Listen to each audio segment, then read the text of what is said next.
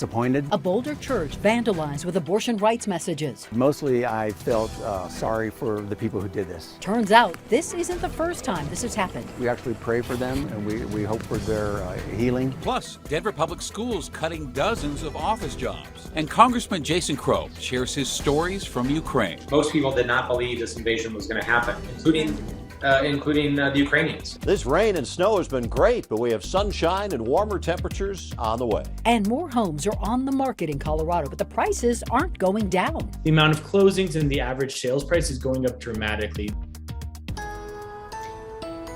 And first tonight, our eyes are on the clouds. You might have seen some rain in your neighborhood earlier today. Well, the rain is coming back tonight. Good evening. Glad you're with us at 5. I'm Shannon Ogden. I'm Ann Trujillo, also joining us, of course, to tell us more about these storms. Mike Nelson. This is so nice, really. I mean, another really 2 or 3 days, people start saying it's not nice anymore, but no wind, no fire danger for the most part, just rain and cool temperatures. Let me show you how cool it is outside right now. 48 currently on this early May afternoon in Denver, where we should be closer to 70 degrees, and a lot of rain out there, especially to the south of us right now. A really good soaker where they need it so desperately, from the Springs down to Pueblo and across the southeast plains. Some of that is still going to swirl in here tonight because the low pressure center of the storm still has to cross the state. So we're going to get some more showers, even though at the moment they're relatively light in the Denver area. We still have a winter weather advisory to the north through tomorrow morning at 6 a.m. for about another 3 to 5 inches of snow up around Rocky Mountain National Park.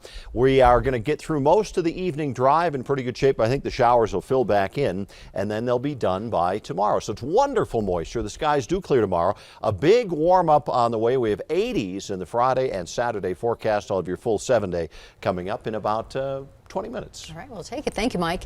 News that the U.S. Supreme Court could overturn Roe v. Wade has fired up plenty of people across the country. Sacred Heart of Mary Church became a target. Somebody spray painted abortion rights messages on its doors and its walls. Denver 7's Ivan Rodriguez is live outside that church. And Ivan, the Boulder church is somewhat used to being a target.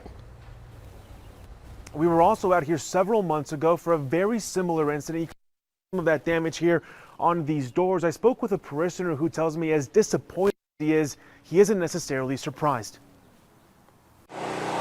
Statue by statue and wall by wall, crews worked to remove the graffiti, paint, and broken glass left behind after a night of vandalism. We're disappointed that we can't have a peaceful conversation about such a hot topic, and instead people resort to violence. But we kind of understand, at least I do. Charlie Danner has been a parishioner of Sacred Heart of Mary in Boulder for years.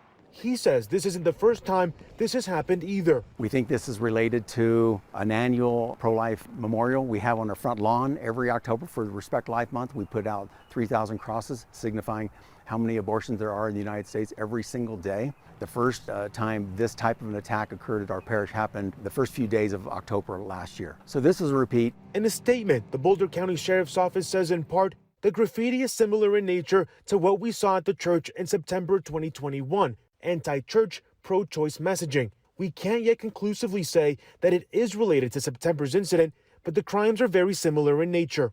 Danaher believes whoever did this was motivated by the leak of a draft Supreme Court decision that would overturn Roe v. Wade. Broken windows, defaced statues of the saints that are on the property. Yeah, many broken windows and spray painted vehicles. Still, he says the church isn't living in fear of being attacked again. We don't really dwell on that, although we know, of course, that's the price that we may pay for being in this conversation and in this cultural battle, but we don't really dwell on that. The Boulder County Sheriff's Office says it still hasn't made an arrest connected to the vandalism incident that took place last September. As far as this case goes, you're looking at all the evidence, including surveillance cameras that were on the property. Live in Boulder, Ivan Rodriguez, Denver 7. All right, Ivan, thank you. And today, Colorado Congresswoman Diana DeGette joined the president of Planned Parenthood of the Rocky Mountains, pushing for the Senate to pass legislation protecting people's right to abortion care. They also gave a deeper look at the impact overturning Roe could have here in Colorado. Denver 7's Jason Grenauer joins us live in the newsroom. You listen in on that press conference, Jason. It's clear that more women seeking abortions will likely come here to Colorado. Yeah, Shannon, we've been reporting how abortion will still be legal in Colorado, even if Roe is overturned because of the recently passed state law here. But abortion would be banned or restricted in all of our neighboring states except for New Mexico. And that would mean a likely increase in out-of-state patients that come to Colorado for that legal form of health care. Now, Planned Parenthood of the Rocky Mountains says they saw a dramatic increase in patients by the thousands after Texas's controversial abortion law passed. They are already seeing the impact of the Supreme Court leak as well. And yes, indeed, we're seeing more and more patients across the country just yesterday make more appointments. Now, Planned Parenthood says they are hiring locally. They need more administrative and operations staff and would likely have to hire more licensed providers if the demand for care increases. Congresswoman Diana DeGette says that demand is coming. If abortion becomes illegal or practically illegal in half of the states, Planned Parenthood and other abortion providers will be overwhelmed with people from out of state who are trying to come. So the current staffing issues will be really exacerbated a lot. Now, both pro-choice and anti-abortion groups are working on ballot amendments to change the state constitution to protect or ban abortion here in Colorado. We have that in-depth breakdown up right now on thedenverchannel.com. Live in the newsroom, I'm Jason Grenauer, Denver 7. All right, Jason, thank you very much. One man was killed overnight. His car crashed into the South Platte River. The police think he failed to stop at a stop sign near Overland Park. This was just after midnight. Police didn't find out about it until about 9 hours later. Now, police are still investigating whether alcohol or speed perhaps contributed. An Arapahoe County jury has found 26-year-old Jorge Alexander Chiquiab guilty of manslaughter after he gave a 16-year-old girl fentanyl. The teen died of an overdose during a party at Jorge's house. He admitted to police that she appeared to be overdosing, but instead decided to go to sleep rather than get her medical help. He could now be sentenced to anywhere from 8 to 116 years in prison. Denver Public Schools are cutting dozens of positions from their central office. These include 15 executive-level jobs and more than 60 other positions. In a letter to parents, Superintendent Alex Marrero says these job cuts are in a direct response to declining enrollment and dwindling funds. The superintendent added that the staff reduction is saving DPS about $9 million, which will now go to the general fund. Colorado Congressman Jason Crow is back in the U.S. after joining Democratic leaders on a trip to Ukraine and Poland. Crow spoke with members of the media today, saying the U.S. needs to do everything it can to help Ukraine defeat Russian troops. And that is something he emphasized to Ukraine's President Volodymyr Zelensky. The United States is going to stand shoulder to shoulder with you.